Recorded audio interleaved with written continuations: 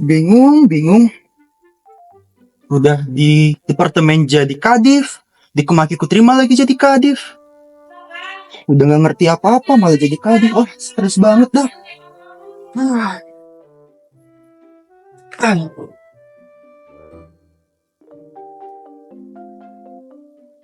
Kenapa bro? Ini Dan, aku bingung. Aku kan di departemen aku ikut organisasi. Ya Aku terus? jadi kadif karena disuruh, bukan karena kemauanku. Di Terus Kemaki ada kepanitiaan lagi. jadi Ditarik kadif lagi. jadi kadif. Kamu bingung caranya memimpin gimana? Iya. Yuk kita omongin di Origami, obrolan ringan bareng Kemaki.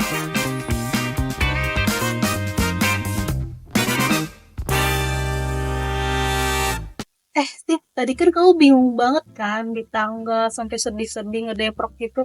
Gimana caranya memimpin orang kan? Betul. Apalagi di tengah kehektikan yang ada. Nah, aku punya nih narasumber yang mungkin bakal jadi insightful banget buat kamu. Bisa tebak nggak siapa? Siapa? Itu loh yang sekarang mengetuai Kemaki. Anak 58 itu? Iya, Kakak itu? iya. Siapa ya namanya? Aku lupa. Oke, kita panggilin aja ya. Oh itu panggilan aja. Jadi narasumber kita saat ini adalah Kak Rina. Oh, halo Kak Lina. Hai Kak Rina. Gimana kabarnya? Puji Tuhan. Baik. Kita yang ditanya. Iya, kita yang tanya. Kak Rina gimana nih kabarnya? Mungkin habis dari kemarin libur, mungkin seminggu 2 minggu, sekarang besok udah kuliah lagi, pasti ada rasa harus mulai rajin lagi, harus mulai kuliah lagi gitu. Bener banget.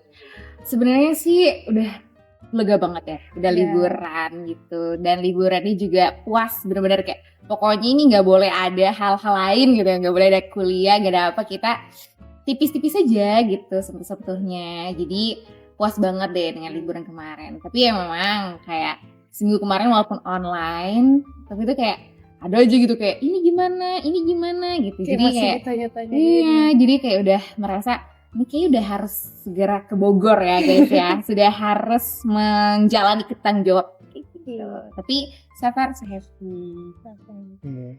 Tadi juga kan guys, Kalina itu baru sampai ke sini karena dia habis dari stasiun, baru Iya. balik dari rumahnya. Di mana rumahnya Kalina? Aku rumahnya di Tangerang Ah, di Selatan. Tangerang guys. Jadi kita lagi nunggu Kalina. Iya, baik banget mereka, aduh. Oke Kalina. Oke, tadi ngomong-ngomong tentang apa ya, balik ke Tentang sini. pemimpin.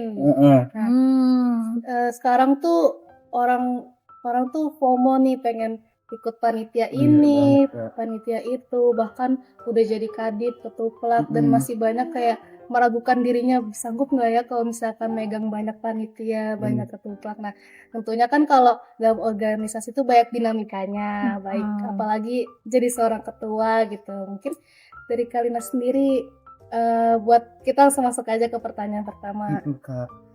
Kayak yang aku bilang tadi ya, Kak, aku kan itu ikut banyak organisasi. Tadi aku resah banget Kak, kayak aku di departemenku ikut jadi kadif juga, di Kemaki juga jadi kadif, dan itu kedua-duanya bukan aku sendiri yang mau diajak. Jadi kayak aku nggak tahu apa-apa, aku jadi kadif gitu. Jadi Dani mengusulkan coba tanya sama kakak ini. Nah jadi diajak ngobrol deh gitu.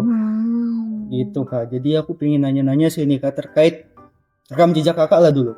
Kakak selama, kita kan konteksnya Kemaki nih Kak, selama di Kemaki ini kakak pernah ikut proker apa aja sih yang pernah kakak ikutin lah gitu bahasanya.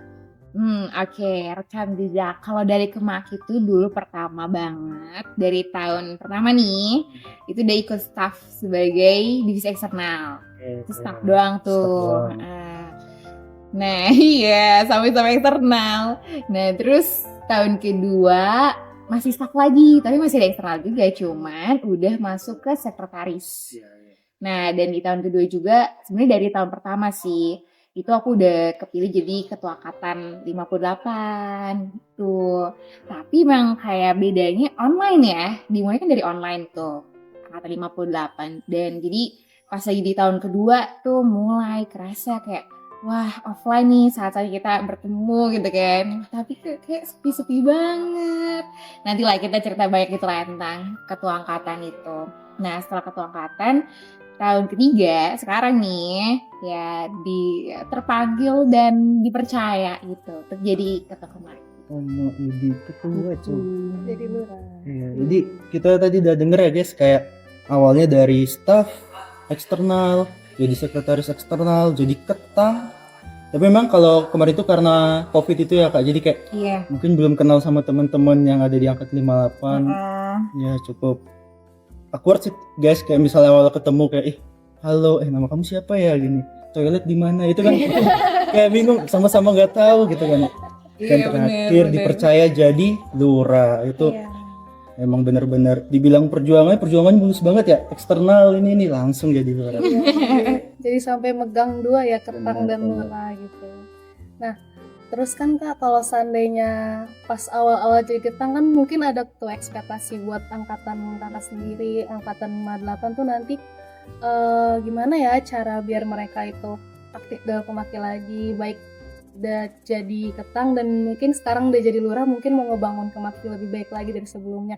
Nah, apa sih Kak ekspektasi dan realita yang udah terjalankan selama ini? Mungkin dari ketang kan realitanya udah ada tuh. Nah, Benar banget. untuk Kemaki sendiri juga apa ekspektasi dan mungkin realitanya mungkin sedikit-sedikit udah ada saat ini. Gitu kan. Sebenarnya kan harapannya nih kalau dari online ke offline, harapannya tuh kayak pasti pengennya tuh kayak klub gitu Iya. kan, kayak minimal kayak ngumpul lah gitu sekali, pasti ngumpul tuh banyak orangnya gitu. Pengennya kalau misalnya kita lagi bosen atau lagi apa gitu, ya kita nongkrong yuk bareng kayak gitu. Jadi kalau misalnya gereja bareng juga ada teman-temannya gitu, itu harapannya.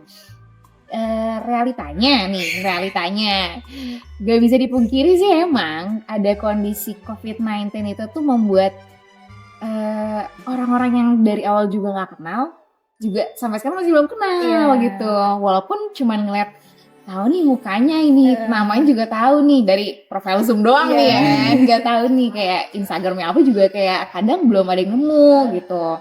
Nah itu kekurangannya ya, jadi belum pernah ketemu sama orang-orangnya itu. Orang-orangnya bisa ketemu cuman yang aktif-aktif aja di grup, aktif yang mungkin kenal nih sama temannya aktif, ya ajaklah dia gitu. Jadi memang realitanya gak sesuai sampai kayak 100% ketemu banget gitu, bisa sampai main bareng-bareng, foto juga rame gitu ya, enggak gitu, foto masih ada sepi dikit. Cuman untungnya masih banyak teman-teman 58 yang kayak apa ya, Jaim-jaim gitu. apa ya, bukan kayak lebih ke tahu udah ada teman-teman dekatnya ketemu juga gitu loh di Kemaki. Jadi mereka juga ketemu teman dekatnya di Kemaki juga gitu di 58. Jadi ada nih kalau misalnya nongki adalah orang-orangnya yang biasanya yuk kita pergi yuk atau enggak yuk kita kemana yuk gitu. Jadi ya masih ada kehidupan. Cuman aku penasaran sih Kak, kayak misalnya dari Kak Lina sendiri yang peralihan dari masa online ke offline kan gitu.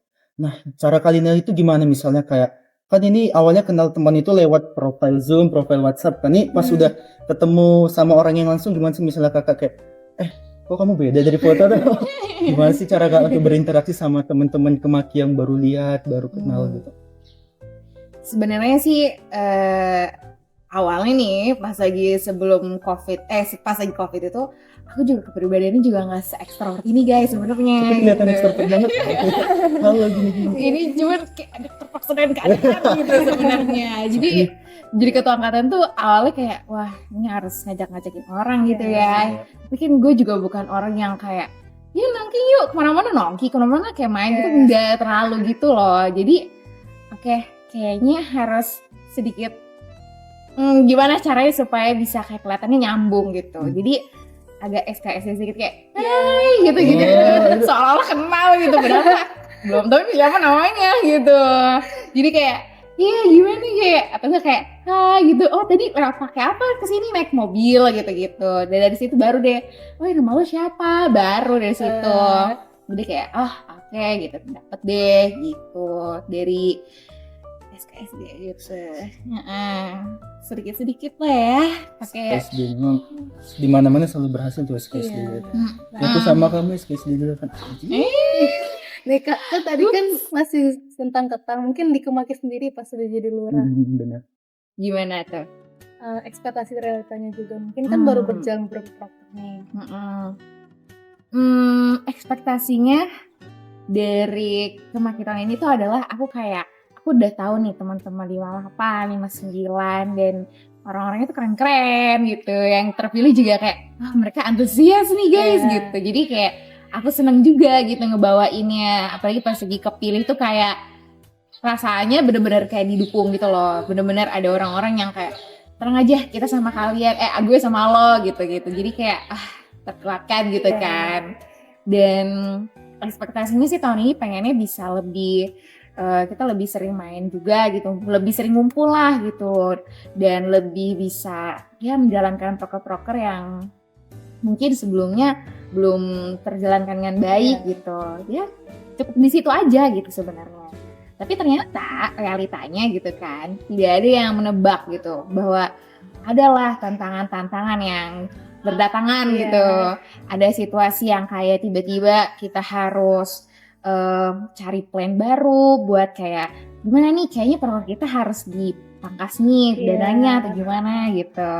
Jadi dari segi situ sih yang kayak wah sangat-sangat menantang gitu. Jadi dan bahkan kayak mungkin ada kayak permasalahan ataupun hal-hal yang belum kita selesaikan sebelumnya gitu. Dan ternyata itu ada loh turun-temurun ke kepengurusan yang sekarang gitu. Dan kita baru tahu. Jadi itu realita yang aku baru sadari sebagai ketua di Kemaki gitu ya. Beda gitu dengan ketua di kepanitiaan yang cuman udah gini udah kelar gitu kan. Kalau sekarang mau bikin proker atau mau bikin suatu keputusan atau apapun itu mikirin ke tahun-tahun berikutnya gitu loh guys. Jadi kayak mikirin proker ini nanti bisa jalannya lebih lanjut sampai berapa lama dan bisa bangun gak nih gitu, atau enggak kayak teman-temannya nanti keberatan gak nih dengan proker-proker kayak gini gitu. Jadi jangan sampai kita nanti malah renggang, malah kayak cuman organisasi doang gitu. Jadi ekspektasi dan realitanya di jadi ketua Kemaki kurang lebih kayak gitu. Banyak tantangannya. Iya. Jadi harus lebih bijaksana lagi ya mikirin ke depannya tuh harus gimana. Benar banget. Dan aku sadar kayak ginian tuh nggak bisa banget deh dijalanin sendirian tuh nggak bisa banget. Tuh guys rajin-rajin ya. Cuman aku tuh masih ada kayak pertanyaan aku selalu pengen aku tanyakan sama orang-orang yang mencalonkan diri sebagai lurah, sebagai ketua di semua organisasi atau kepanitiaan. Bener-bener kayak apa sih yang mendasar dari kan kalau misalnya secara eksternal itu kayak karena teman-temannya ngedukung, karena kayak ngerasa di backup sama teman, tapi supaya ini aku lebih tahu dan lebih yakin untuk aku aplikasikan ke kehidupan aku sehari-hari, aku tanya kakak nih ya, apa sih yang berasal dari diri kakak nih kayaknya aku harus mengikuti panggilan ini nih, kayaknya aku bener-bener kalau teman aku butuh ya udah aku ambil aja. Itu apa sih yang buat kakak jadi gerak hati? Jadi kayak motivasi pribadi aku gitu ya. Sebenarnya sih lebih karena pengalaman personal gitu di Kemaki. Aku ngerasa di saat sampai di IPB ini Kemaki duluan tuh yang menyambut aku gitu, Kemaki duluan yang ada gitu. Jadi ada di kepengurusan sebelumnya, beberapa tahun sebelumnya itu ada omongan-omongan kayak gimana kalau misalnya gak ada nih ketua yang megang, nanti Kemakinya hilang gitu atau dibukuin atau gimana. Nah terus kayak ya aku sadar gitu kan, sebagai ketua angkatan juga sadar nih angkatan 58 orangnya juga sedikit gitu yang muncul, dan beberapa orang tuh tahu punya kesibukan masing-masing, punya hal yang kayaknya lebih urgent gitu kayaknya. Nah tapi aku pengen kayak pengen masih punya rumah Kemaki itu gitu, walaupun memang sih Kemaki kan tetap ada walaupun gak ada organisasinya, tapi kayak apa yang menggerakkan gitu kan. Kalau misalnya gak ada kegiatan yang diusulin, gak ada yang ngarahin, kayaknya bakal antara ada dan gak ada gitu kan. Jadi itu aku gak pengen kayak anak-anak yang nantinya juga menjadi kayak mungkin kayak Lina yang kecil gitu kayak dia kan nggak ketemu nih orang-orang yang kayak gimana nih masuk ke hutan belantara gitu, kayak nggak ada orang-orang yang bisa dikenal, nggak ada orang yang terdekat gitu. Jadi aku ngerasa kayaknya kayak kita jalanin dulu aja sebisanya karena aku pengen tetap ada gitu sih. Motivasinya cukup dalam banget ya guys, kayak Iya. wow, aku pikir kayak udah aku pengen cari pengalaman, ternyata filsafat itu. Oh my god. Filsafat itu guys. Karena tuh ya udah dari kegiatan itu yang bakal bikin bonding kan. Benar sih. Apalagi antar angkatan, gak cuma Benar. seangkatan itu. Bener banget. Kawan Kak, ini ada satu lagi tanya, kayak mungkin lebih sharing sedikit ya Kak, kayak pengalaman Kakak ini sekarang udah jadi lurah, udah jalan ke berapa bulan ya Kak? Aku dilantiknya tuh dari Desember ya. Nah, kita misa pelantikan bulan 1 kalau nggak salah. Januari Ya. Tidak 3 bulan lebih ya jalannya. Sering dong Kak kayak pengalaman Kakak saat memimpin divisi-divisi Kemaki, memimpin orang-orang yang ada di Kemaki. Boleh.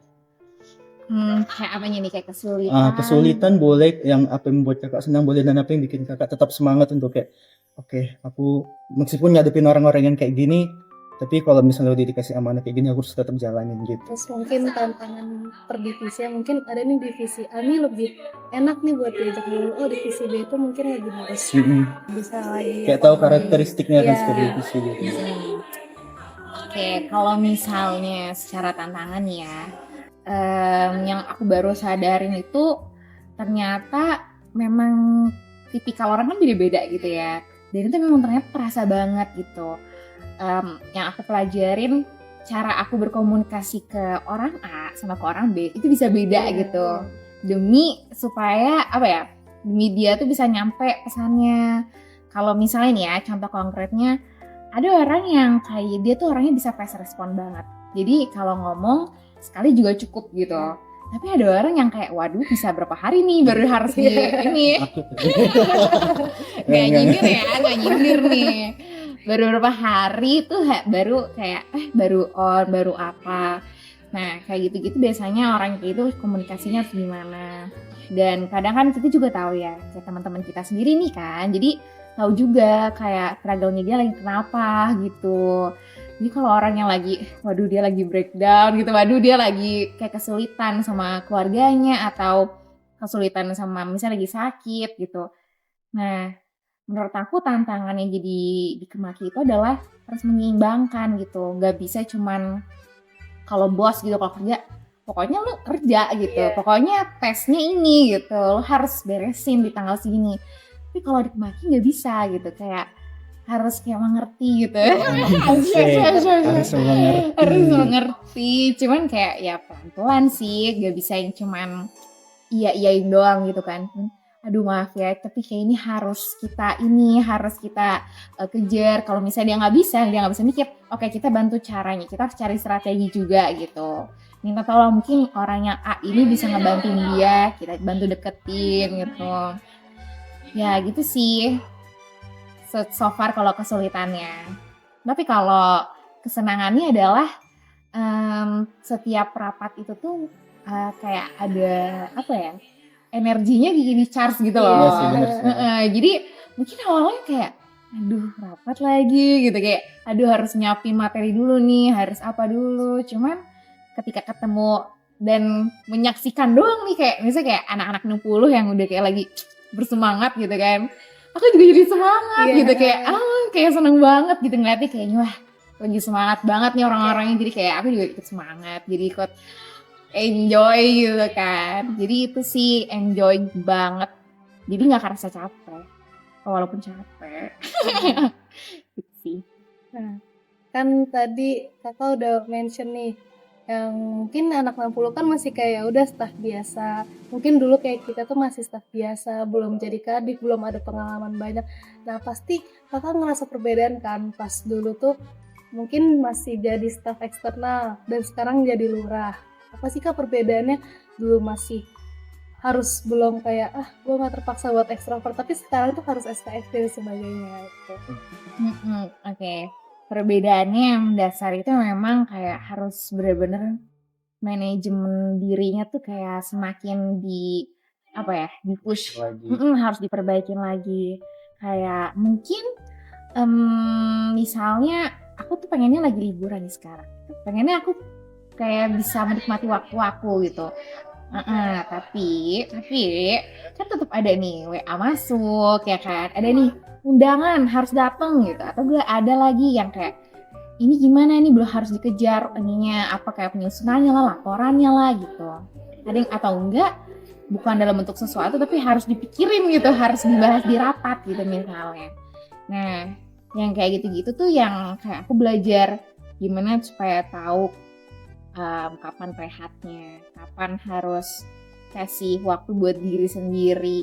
Karena di staff kalau eksternal itu aku bisa bebas kayak ikut staff ya udah ngikut gitu, mau ada rapat ya udah ngikut, gak usah aku pikirin kayak misalnya tapi kapan ya waktunya ya, terus kalau misalnya waktunya segini aduh nanti bentrok sama ini gitu, aduh jangan deh. Berarti tapi kalau sekarang bedanya kita harus cari waktunya, harus cari tempatnya, harus ini gitu, kayak koordinasinya jadi panjang gitu kan. Jadi memang perbedaannya karena ada manajemen di luar diriku yang harus lebih banyak, jadi diri sendirinya juga yang harus kita harus bisa siap gitu, harus udah lebih apa ya, kayak udah lebih tenang kalau misal lagi capek atau apa, harus kasih waktu buat diri sendiri dulu, harus meliburkan diri dulu. Karena aku ngerasa pas lagi pernah tuh aku forsir gitu, datangnya rapat juga gitu, mimpin.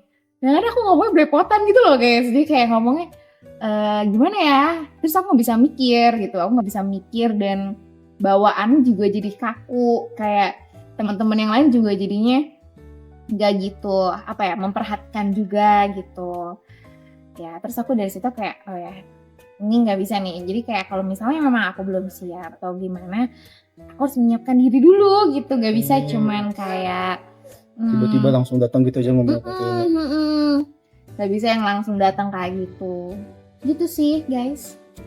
Paham sih, memang kalau aku lihat ya Kak, Kalina itu kan misalnya setiap acara apapun, kayak misalnya mau rapat general, mau kayak kemarin aku di wawancara juga selalu penuh persiapan gitu, jadi kayak enak gitu, kayak selalu ada yang dibicarakan gitu. Oke Kak, ini ada aku selalu berkaca dari diri aku sendiri ya kan, kayak pengen jadi ya, karena udah terpilih jadi kadif gitu, aku tuh sangat-sangat anti namanya sama tekanan Kak. Inilah kenapa kayak ngundang Kakak, kayak kali ini terlihat banget kalau dalam situasi apapun bawaannya selalu kayak tenang, tarik nafas, kayak gimana nih selanjutnya, gimana nih, mungkin selalu bawa dengan senyum. Iya, selalu bawa dengan senyum. Itu gimana sih Kak supaya kayak tetap positive thinking, kayak oke, kita selalu punya jalan, kita selalu punya langkah yang harus kita ambil untuk menyelesaikan suatu masalah ini. Pertanyaannya bagus banget nih. Iya bener ya. Satu lagi aku pengen nambahin, pernah lihat di info WhatsApp Kakak tulisannya consciousness is a new sexy gitu ya. Iya benar. Kesadaran mindfulness adalah seksian yang terbaru. Benar banget. Jadi ada yang nge-stalk nih Iya dong. Sebenarnya memang mungkin kayak terbagi, tergantung kayak misalnya pressure-nya tuh kayak urgent di saat itu banget nih, misalnya kayak panik kayak ini buru-buru nih harus ada misalnya ada tamu yang datang, kita harus cepet-cepet ini, itu pressure-nya beda sama yang long term gitu. Beda yang sama yang kayak long term tuh misalnya nih kayak wah kepaki lagi ada masalah di internalnya nih, atau enggak ini kayak kita harus butuh dana lagi nih, itu pressure yang long term gitu kan. Nah kalau misalnya biasanya nih kalau short term pressure lebih ke tenangin diri dulu, terus kita coba tenangin diri dulu, terus coba berdoa sih sebenarnya. Kalau misalnya menyesuaikan kan kemaki kan ya. Nggak salah ya, berdoa dulu. Ya kalau situasi urgent banget kadang kayak gak bisa ada yang dipegang gitu loh guys. Kadang kayak teman kita pun juga lagi sibuk kadang, atau enggak orang-orang terdekat kita nggak ada di sini. Jadi mau megang siapa ya gitu. Udah deh tenangin diri dulu, berdoa dulu. Terus kalau misalnya memang kayak long term pressure itu ada, belum bisa menjawab atau belum bisa ada keputusan saat itu juga, nggak apa-apa, nggak usah gegabah gitu. Tapi coba kita cari strategi dengan kayak mungkin coba tanya-tanya ke orang yang lebih berkapasitas gitu. Tanya ke orang yang misalnya nih sekarang lagi masalah yang tentang manajemen, coba kayak siapa ya orang yang ngerti ini teman gue, coba deh gue tanya, gimana ya, gue tuh lagi ada masalah ini, tergini gini gitu. Jadi kadang dapat inspirasi, dapat ide kayak gitu. Jadi dengan kayak gitu oke, dapat sedikit kepercayaan diri gitu. Yang penting prinsipnya adalah kayak apapun yang terjadi itu pasti akan berlalu gitu. Cuma kita hadapin gitu kan. Kita pelan-pelan kita ambilnya satu persatu gitu, gak ngambilnya barengan, campur aduk gitu, kayak itu malah jadinya emang jadi makin panik gitu. Itu sih, gimana ya, apalagi yang harus dijawab ya? Kayaknya kalau aku simpulin mungkin kayak kalau ngadepin masalah itu jangan coba selesain semua, coba selesainya kayak ilmu air. Tahu nggak ilmu air ngikis batu? Apa tuh? Pelan-pelan tapi batunya bakal bolong. Cakep gak? Itu kami cakep Iya dong. kan? Oke. Itu filosofi banget.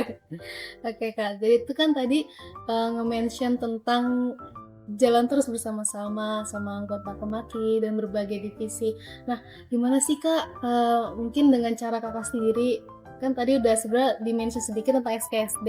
Nah, itu kan salah satu cara untuk membangun dan bonding antara divisi atau bahkan antar anggota. Nah, ada nggak sih Kak cara Kakak yang lain untuk bonding antar divisi, dan gimana sih Kak biar teman-teman tuh sekarang mungkin yang di luar Kemaki atau di pengurus tuh bisa aktif lagi ikut prokernya, mungkin lebih diajak-ajakin lagi, apalagi walaupun mereka lagi sibuk-sibuk ke departemen sebagai kan butuh gitu loh temen yang seiman serohani gitu. Boleh sambil minum juga Kak. Iya, Haus makasih. banget guys. Iya, itu juga sebenarnya tantangan di Kemaki sih ya. Kayak kalau ngomongin sama teman-teman yang di luar Kemaki terus atau di luar pengurus maksudnya, di luar pengurus dan udah lama gak aktif. Sebenarnya salah satu cara yang paling aku tahu bisa dilakukan itu cuman approach satu persatu gitu sih. Misalnya kayak minimal kayak nge-PC dia gitu, atau enggak kayak nge-reply story dia gitu. Kayak maksudnya kita masih teman gitu kan, gak yang sampai nggak kenal banget gitu.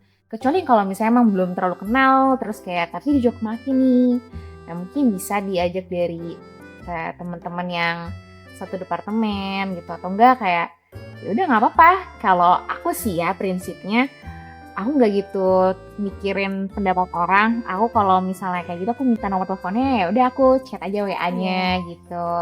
Kayak kenalin gue ini gitu-gitu, kayak ikut yuk ke sini ke acara ini gitu misalnya. Karena biasanya orang-orang yang belum aktif itu karena gak kepikiran aja sih kayak siapa temennya. Iya bener. Terus kayak nanti kalau misalnya gue pergi sendirian kayak gimana ya gitu kan, pasti overthinking di situ Bener-bener. kan. Kayak gitu. Kalau buat teman-teman yang ada udah aktif di Kemaki gitu ya, sebenarnya gimana supaya mempertahankan bondingnya? Kalau kataku sih sebenarnya harus ada titik dimana kita bukan cuman main-main aja gitu, tapi ada kayak ngobrolnya gitu, iseng-iseng aja kita ngobrol, main-main gitu. Terus kalau misalnya dia ada butuh, misalnya lagi sakit atau ya apa, ya kita chat gitu, GWS ya, kayak gitu kan juga udah ngebantu banget ya, kayak menyambung silaturahmi gitu. Ya, aku dianggap masih ada Iya, gitu gue loh. diperhatikan ya Dianggap masih ternyata. ada, bener. Care banget ya gitu. Gitu sih. Bener. Kalau apa Kak, misalnya kan dari tadi tuh aku selalu bilang keresahan aku kayak aku dipilih jadi kadif terus bingung, tapi Kakak udah ngasih cara itu kayak misalnya kalau ada tekanan itu harus gimana, terus gimana kalau ketemu orang baru ya SKSD dulu aja kan. Cuman ini Kak ada satu lagi keresahan baru tentang Kemaki kita juga sih. Dalam waktu dekat ini mungkin 2 bulan atau 3 bulan lagi Kemaki atau divisi-divisi Kemaki bakal banyak ngadain event Kak. Akan ada proker-proker yang bahkan ngebutuhin peserta untuk ikut, juga butuh panitia-panitia gitu kan. Entah kita bilang aja lah contohnya kayak Jiro, ada juga kayak CL. Nah, aku pingin nih Kak, misal pesan dari Kakak gimana sih supaya teman-teman Kemaki yang nonton sekarang bisa punya panggilan serupa kayak kakak supaya punya semangat. Kita bilang namanya semangat Kemaki untuk terus aktif di proker-proker Kemaki kita ini. Well, kalau dari aku sih ya, jangan pernah ngelewati masa itu guys. Karena masa mahasiswa itu cuman sekali. Iya sekali. Benar. Cuma beberapa tahun gitu kayak. Oke, mungkin kayak belum ada teman-temannya gitu. Nggak apa-apa, approach dulu aja kayak minimal dari acara-acara kayak gini bisa dapat teman-teman baru gitu kan. Ya gak harus kayak gue nggak pernah tahu ziarah-ziarah gitu. Gue bukan orang yang rohani banget. Iya gitu kan. Karena kan orangnya ya nggak apa-apa karena maksudnya ziroh kita ini kan nggak yang kayak cuman doa doang gitu kan. Pasti ada main-mainnya juga kok. Iya, kita ada main-mainnya gitu. Jadi kalau pesan aku buat teman-teman yang masih ragu gitu ya untuk join acara kayak gitu, ya pikirin lagi deh. Kalian di sini cuma bentar gitu. Kalau misalnya nggak ada masa bareng-bareng bersama teman-teman Kemaki, sayang banget tuh. Itu sih. Walaupun aku tahu pasti banyak kan yang punya prioritas lain, sih, punya circle lain gitu kan. Tapi ya minimal bantu temen lah gitu. Minimal bantu jujur banget ya, jujur banget. Susah banget kalian loh. Iya, karena kepanitiaan di Kemaki itu kalau menurut aku nih ya, beda banget sama kepanitiaan di departemen di departemen atau nge-BEM atau manapun itu. Kita ada profesionalnya gitu. Cuman dari segi apa ya, kayak mental kita tuh kayak itu yang aku bilang kalau ketemu tuh jadi kayak ada semangat, jadi kayak ada mood booster gitu. Jadi ngerjainnya tuh enjoy. Walaupun capek tapi enjoy karena barengan gitu, seru. Terbayarkan semuanya. Iya. Benar kan bisa kita lihat dari kalian yang selalu semangat ya kalau diajak podcast mau rapat lagi. The best lah. Oke, Kalina mungkin udah banyak banget ya yang kita omongin mulai dari segala dinamika, tekanan dan bahkan tekanan itu bisa menjadi suatu kebahagiaan bagi Kalina. Bahkan mengajarkan banyak hal juga ya. Iya, banyak banget yang saya dapetin tuh. Aku yang paling aku ingat itu misalnya kalau dari Kalina intinya tetap mindfulness. Mindfulness itu the new sexy guys. Iya betul banget. Consciousness is the new sexy. Oke. Itulah mungkin kalimat penutup dari Kalina. Iya boleh. Nah jadi guys jangan lupa terus saksikan origami selanjutnya dan masih banyak banget judul-judul dan tema yang menarik untuk berikutnya. Benar-benar. Mungkin untuk episode kali ini kita sudahi dulu. Terima kasih banyak buat Kalina Makasih udah banyak Makasih banyak juga. Sharing-sharing ya kan. Thank you banget kesempatannya. Ya, mungkin kita sapa teman-teman sampai jumpa di podcast selanjutnya. Dadah. See you.